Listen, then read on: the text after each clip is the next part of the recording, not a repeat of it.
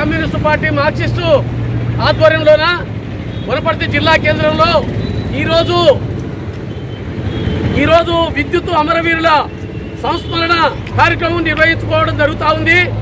2000 సంవత్సరం ఆగస్టు 28న విద్యుత్ హైదరాబాద్ బషీర్బాగ్లో పోరాటం జరిగితే దానిపైన కాల్పులు జరిపి చంద్రబాబు నాయుడు ప్రభుత్వం ముగ్గురిని పొట్టన పెట్టుకోవడం జరిగింది. ప్రధానంగా రామకృష్ణ, విష్ణువర్ధన్ రెడ్డి, బాలస్వామి ఈ కార్యకర్తలను పొట్టన పెట్టుకోవడం జరిగింది. 27 మంది పైన కాల్పులు జరిగి తీవ్రంగా గాయపడి వాళ్ళు హాస్పిటల్లో చికిత్స పొంది ఆ పద్ధతిలో ఇది బయటపడడం జరిగింది. ప్రపంచ బ్యాంకు జీతగాడు చంద్రబాబు మోసగాడని పెద్ద ఎత్తున ఉద్యమాలు నిర్మించడం 1995 నుంచి ఈ ఆంధ్రప్రదేశ్ను మొత్తం ఒక ప్రపంచ బ్యాంకు ప్రయోగశాలగా మార్చి ఈ దేశంలో మొత్తము కార్పొరేట్లకు, ధనవంతులకు ఇది రాష్ట్రాన్ని అప్పగించడానికే ప్రపంచ బ్యాంకు విధానాలను తీసుకురావడం జరిగింది. దానికి వ్యతిరేకంగా ఉద్యమం నిర్మిస్తుంటే తర్వాత 2000 సంవత్సరంలో విద్యుత్ ఛార్జీలు పెంచుతూ విద్యుత్ ప్రైవేటీకరణకు డిస్కమ్, జెన్కమ్, అదేవిధంగా ట్రాన్స్కో, జెన్కో, డిస్కమ్ ప్రైవేటీకరణ పేరు మీద మొత్తం విద్యుత్ బోర్డును 3 ముక్కలు చేసి ప్రైవేటీకరణ చేయడం జరిగింది. దానికి వ్యతిరేకంగా పెద్ద ఎత్తున ఉద్యమాలు నిర్మించడం జరిగింది. ఈ 100 రోజుల పాటు ఈ పోరాటం సమరశీలంగా జరిగింది. చివరికి ఈ విద్యుత్ పోరాటం సంబంధించి దాదాపు 100 రోజులు జరిగిన తర్వాత వాళ్ళ పైన కాల్పులు జరపడం, దీంతో ఈ పోరాటం ఆగింది. తర్వాత 10-15 ఏళ్ల వరకు ఏ ప్రభుత్వం వచ్చినా కూడా ఈ కరెంటు ఛార్జీలు పెంచకుండా, విద్యుత్ ప్రైవేటీకరణ జరగకుండా ఆపడం జరిగింది.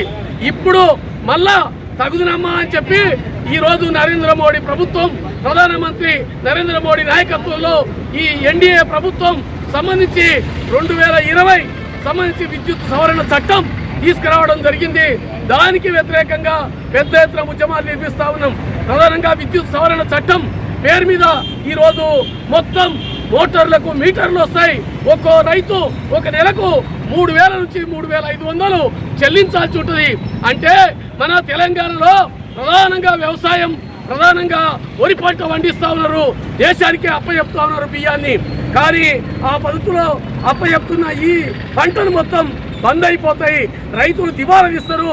ఈ పద్ధతిలో ఈ రైతులకు వ్యతిరేకంగా వస్తున్న విద్యుత్ సవరణ చట్టాన్ని ఆపాలని డిమాండ్ చేస్తూ ఉన్నాం. అదేవిధంగా 100% ప్రజలు ఈరోజు ఈ సబ్సిడీ తీసుకొని కరెంటు ఇళ్లలో వాడుకుంటున్న పరిస్థితి ఉంది. 100% మంది ప్రజలకు వ్యతిరేకంగా ఈరోజు ఈ విద్యుత్ సవరణ చట్టం తీసుకురావడం జరుగుతూ ఉంది. 3 కేటగిరీలుగా, అంటే పెట్టుబడిదారులకు, కంపెనీ యజమానులకు ఒక కేటగిరీ, అదేవిధంగా వ్యాపారస్తులకు ఒక కేటగిరీ, ఇండ్లకు ఒక కేటగిరీ, 3 కేటగిరీలుగా రేట్లు నిర్ణయించి ధరలు పెట్టిండ్రు. ఇప్పుడు ఒకటే కేటగిరీ వస్తుంది, అంటే అందరికీ ఒకటే స్లాబ్. అంటే దాంతో మనం ఇళ్లల్లో వాడే కరెంటు ఈరోజు 200, 300 కట్టిన వాళ్ళము 1000, 1500, 2000 కట్టాల్సిన పరిస్థితి వస్తుంది. మన ఇంట్లో మనం ఉండి కిరాయి కట్టినట్లు ఉంటుంది. కాబట్టి దీనికి వ్యతిరేకంగా విద్యుత్ సవరణ బిల్లుకు వ్యతిరేకంగా విద్యుత్ అమరవీరుల స్ఫూర్తిగా తీసుకొని పెద్ద ఎత్తున ఉద్యమం నిర్మించే దానికోసం సిద్ధం కావాలని, ప్రభుత్వ రంగ సంస్థలు మొత్తం కాపాడుకునే దానికోసం అందరూ కూడా ఈ రాష్ట్ర ప్రజలు, దేశ ప్రజలు పెద్ద ఎత్తున ఉద్యమాలు నిర్మించే దానికోసం సిద్ధం కావాలని చెప్పి తెలియజేస్తూ ముగిస్తా ఉన్నా.